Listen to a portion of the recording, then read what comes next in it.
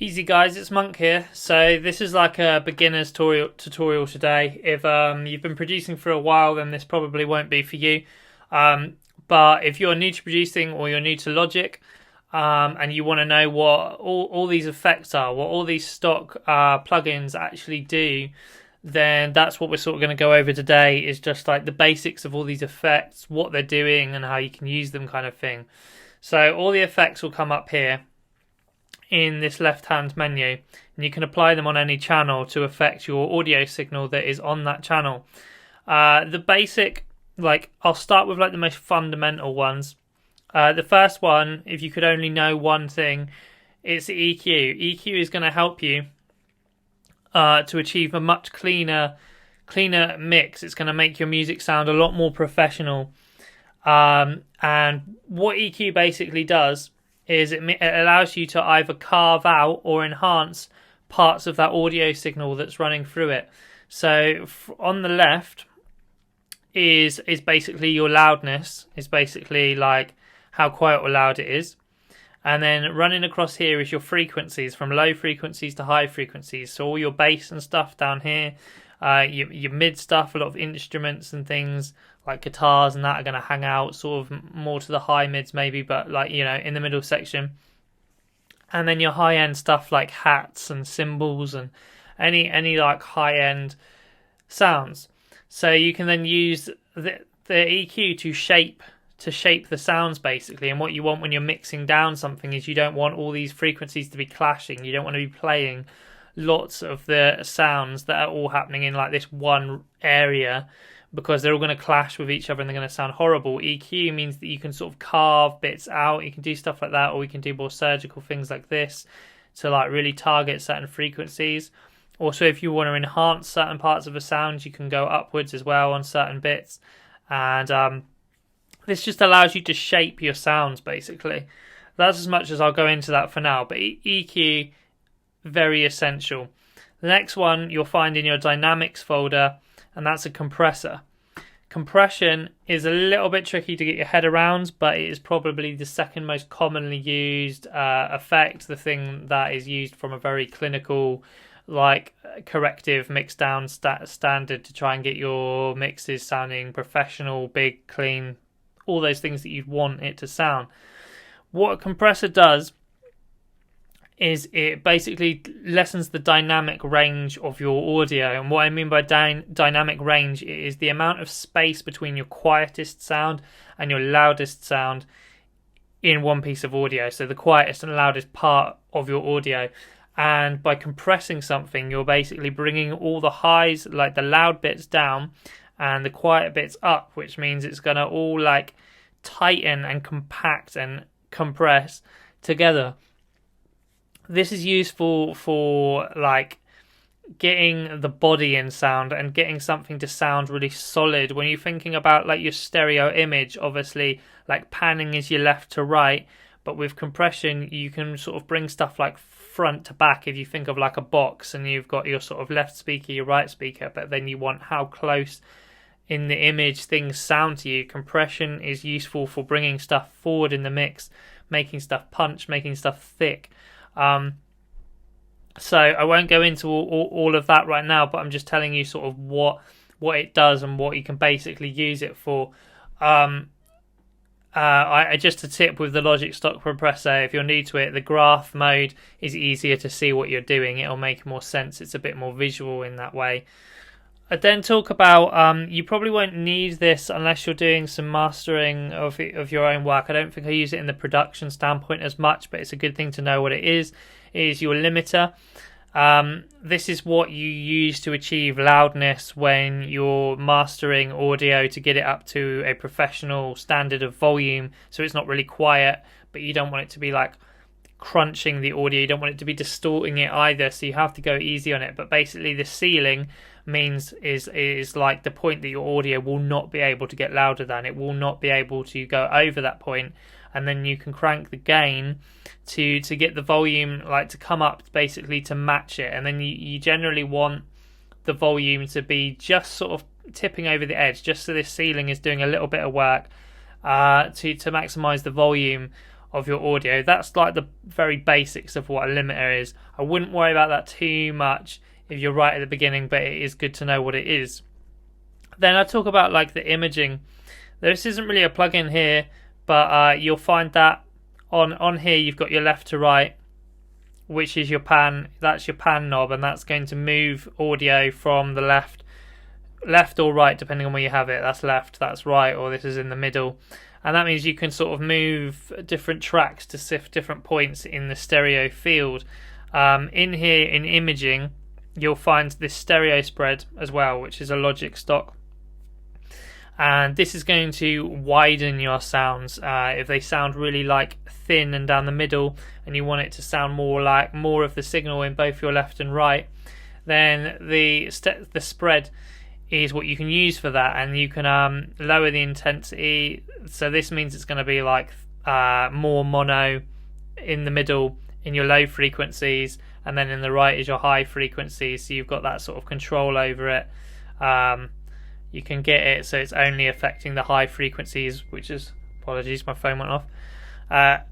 You can get it so it's just affecting the high frequencies, which is what I generally more use it for. When I use it, it usually looks something sort of like that, because I'm just doing it to add like a little bit of width to the sort of hats and things like that. But you can obviously use all these things creatively in whichever way you see fit. This is just sort of the very basics, I suppose.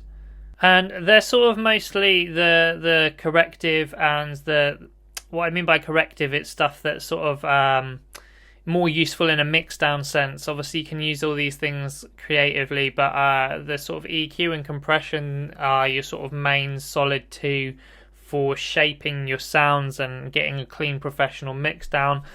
Spread is obviously like somewhere in between as well, that can help to improve the overall sound. But now we're going to get a bit more. Now we're going to get a bit more into the creative side of things. So echo is a delay. Delay means echo. If there is a difference, I think there might be a difference. I can't remember. I'd have to look it up.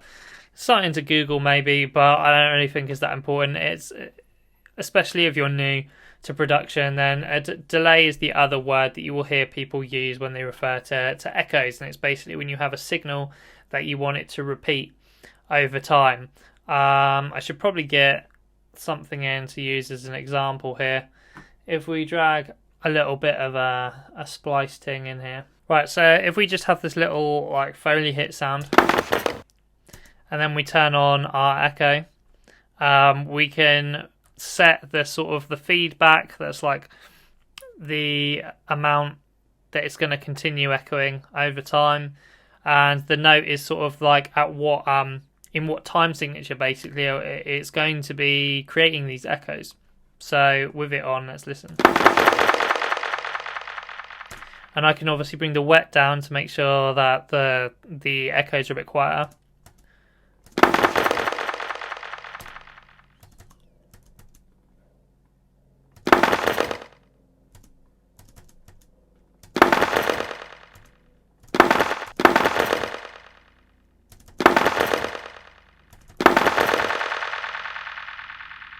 And then this colour at the bottom is basically a filter. It's going to like take out the highs. If you've got it over here, take out the highs from your echo.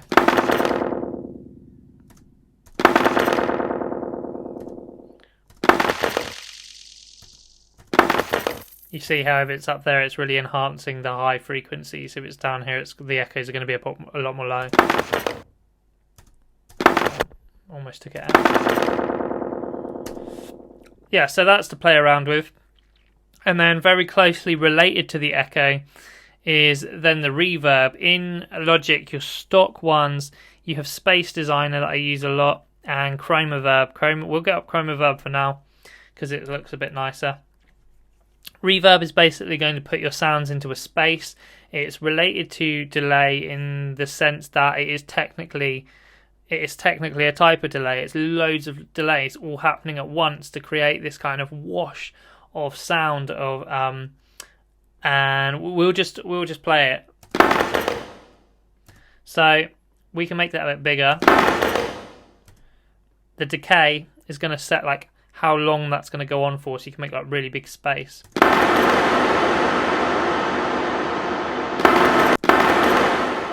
I'll bring the weight a bit down.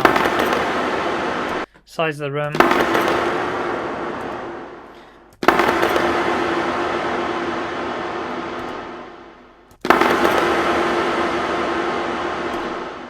And we also have lots of up here with different types of reverb, like just different tones. Here you can sort of shape the actual like sound. This is basically an EQ within your reverb just to affect the sound of the reverb. I'll open up the other one as well. I actually use Space Designer more. I think Reverb looks nicer, but Space Designer I found more useful. Reverb is probably also worth mentioning, not to stress too much about all these controls. Like I've found in all my years of producing that Reverb's one of those things I more often than not just use stock, not stock, presets for. You'll find like in here loads of different types of presets for just different tones of reverb, and more often than not you're going to be able to find something that you want, and then if you just have a basic understanding of what these do, you can tweak it a little bit if you feel like that's necessary. After that, oh, that's something as well really I should have mentioned, pitch shifter. That's quite self-explanatory. It's going to shift the pitch, so this sound is currently, this is normal, and then if we shift it up, you see we can pitch shift it around, which is fun to do with different percussion actually. Like if you've got like the same percussion sound, if you want to reuse it and make different versions of it, pitch shifting it's quite a good creative thing, because the pitch of the percussion doesn't really matter too much. Like even if it's not in key with your tune, it's just a nice creative effect. But obviously if you've got more melodic elements, then we can pitch shift them to create musical results as well. So that's the pitch shifter, which is a handy thing to know about. Then I mentioned distortion stuff. So you got distortion plugin. You also have distortion 2. I found I use more often. It's a bit more of like an analog emulation type thing, and this has some nice, like I think I like the growl one, presets in there, but it's pretty simple. And distortion is basically gonna crunch your audio. It's gonna make it like nasty, and sometimes you want this. Distortion works basically by creating extra harmonics around your fundamental. I won't get into the, I'm not going to get into the depths of how distortion does what it does right now, but just know that you can use it to like crunch up audio. You probably, even if you're not familiar with music production, you're aware of what the word distortion means. It's sort of the same with an image is all distorted. You're going to like crunch up the signal and make it nasty, which is sometimes a desirable effect. Like in metal music and stuff, the guitars are 9 times out of 10 like distortion. That's the key effect for playing guitar in a metal band really, if you only had one guitar pedal. If we've got this drum break and then I put distortion on it, and you'll see what I mean.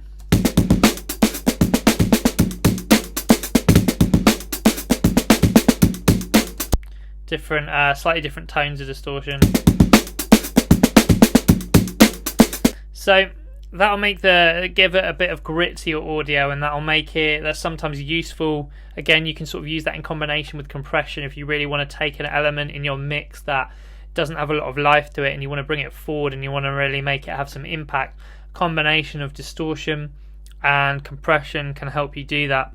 You also have a bit crusher in here, which is another type of distortion, but it basically works off like the bit rate of your audio, which I'm not going to go into, but the easiest way to describe it is like video game music, like 8-bit music.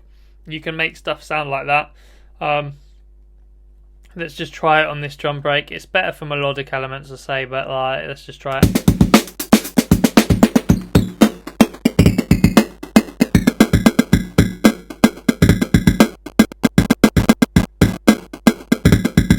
So you can hear that like completely destroying the audio there.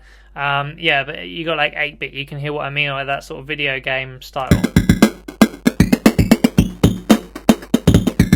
Really dependent on the kind of music you're making to whether that's useful to you. I don't tend to use bit crushing that often. Maybe if you use it in like parallel, if we bring the mix knob down a little bit. gives a bit of an extra interesting tone to it. So, you know, use at your discretion, like whether you feel like that's something you want to include. Another really essential and useful plugin is the gain plugin. Really simple. It is just to bring down or put up the gain of an individual track. If you're gain staging properly, I have done a different video on gain staging, so I'll leave that linked below if you want to go check that out. I tend to, when I'm in the creative process, I don't really touch these volume faders. I just have gain plugins at the beginning of every effect chain, just bringing it down. Make sure you're not redlining anything. I'm not going to go into all the gain staging stuff now. Go watch that video linked below if you want to know more about that. But the gain plugin is just essentially a tool to help you control the volume of a track, different from what these faders are. Then you've got in modulation, you have these modulation effects. Chorus is the first one we'll look at. Chorus, the stock one. So a chorus effect. Basically what a chorus effect is doing is it is taking your original signal and then sort of multiplying it and playing them back at like ever so slightly different times with very similar pitches. And the idea is that you perceive it as one new sound. So it's like it's multiplying your signal and playing it at lots of different times, but really subtly, so that it's perceived as one sound, and it creates this weird effect. Which is useful for widening a sound, doing sort of stereo stuff, but you can also go like pretty crazy with it if I put it on these drums.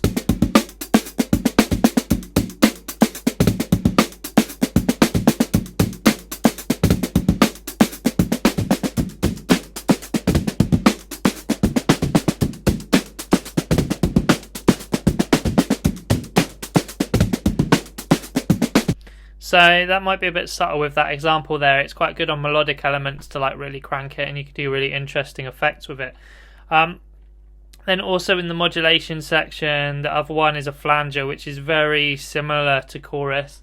It does very similar things, but I think there's like shorter delay times, and I also think there's an LFO involved, which I think this is probably the rate controls.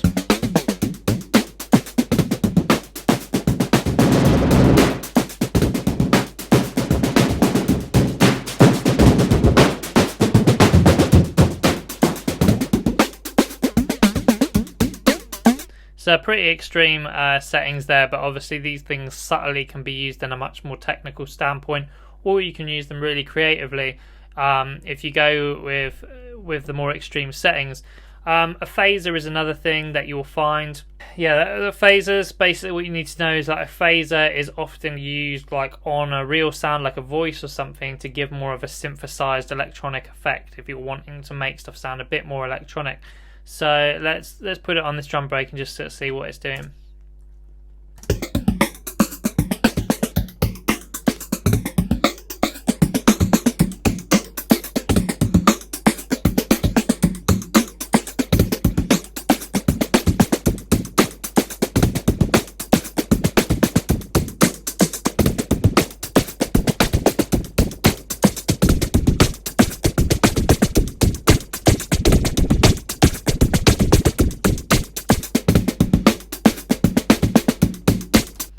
So again, like, this is stuff for you to experiment with at your own leisure. I might not necessarily use it on the break that I'm using it here as an example for, but just giving you an overview of what these things are. So they're like modulation effects that can be interesting for more experimental sounds, or widening can be useful for as well. One more modulation effect that's a bit more simple to understand is the tremolo, and the tremolo is basically just going to affect the volume over time. And you can see here it's sort of like essentially the waveform that you're going to be like, this is going to be the volume of the signal over time. It's not that great on the drum break, I'll be honest, but we can listen to it quickly. You can hear it sort of ducking up and down. This is useful on, like, traditionally it's like a guitar pedal effect.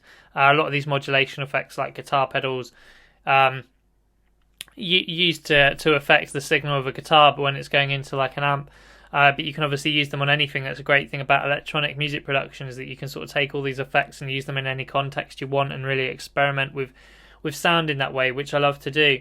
So that tremolo, fairly simple. Something slightly less exciting that I think I should mention as well, which is another useful one, especially if you're recording like live stuff, is the noise gate, which you'll find under specialized. The noise gate, what this is doing is every time your signal drops under a certain volume, it's going to cut the audio completely. So this is useful if you're doing like live recordings and you've got some background noise going on that you don't want there. If you're recording a guitar and it's close to the microphone, the guitar signal is going to be loud, but like traffic going by outside is going to be quiet. So this doesn't work 100%, because obviously like if the car goes past while you're playing the guitar, the audio will still be there. But every time the guitar quietens enough that there's no guitar sound coming in, you can set it so the audio drops out completely. So any sound happening between the guitar sound is going to be completely removed from the audio. So I'll just sort of play this on the drum break just to show you what I mean.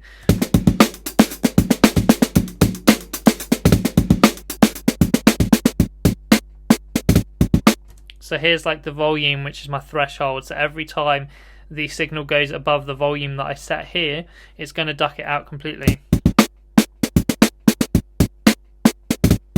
And this reduction is how much it's going to duck that volume by. So if you feel like it sounds really unnatural when you've got it at 100%, we can turn the reduction down a bit so it's just quietening those sounds rather than removing them entirely.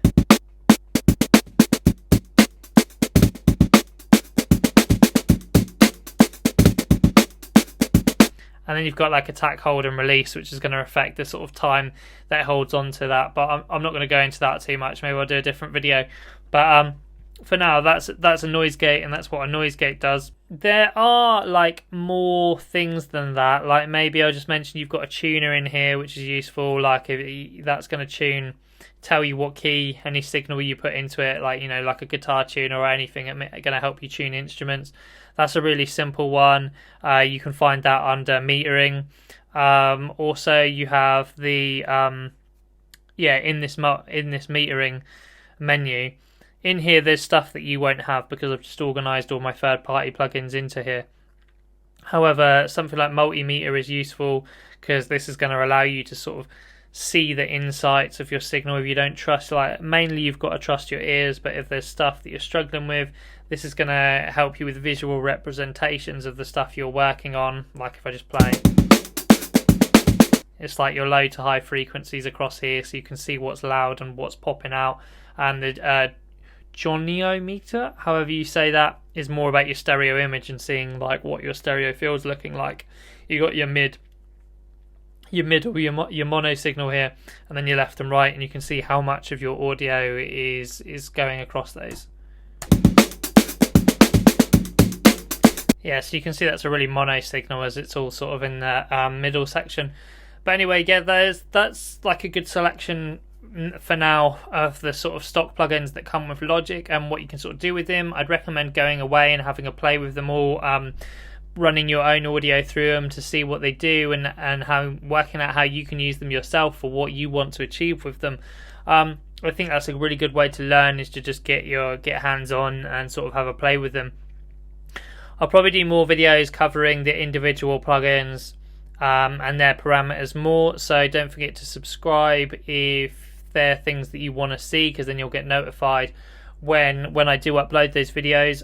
Drop a like on the video as well to help the algorithms and stuff. If you want to support me, that's really appreciated. If you've got any questions about anything I've covered here, leave a comment below and I'll try and get back to everyone. And there are more plugins than just this. I haven't covered like all of the stock ones, so maybe we'll do all the ones I haven't covered in an upcoming video. But they're all the ones that I feel like I use regularly. There are other stuff in there, obviously, but I find that I never use a lot of it, so that's why I haven't mentioned them here. I think that like you'll work out like what is important to you as you sort of go along. But anyway, hopefully that's useful, and see you guys in the next video.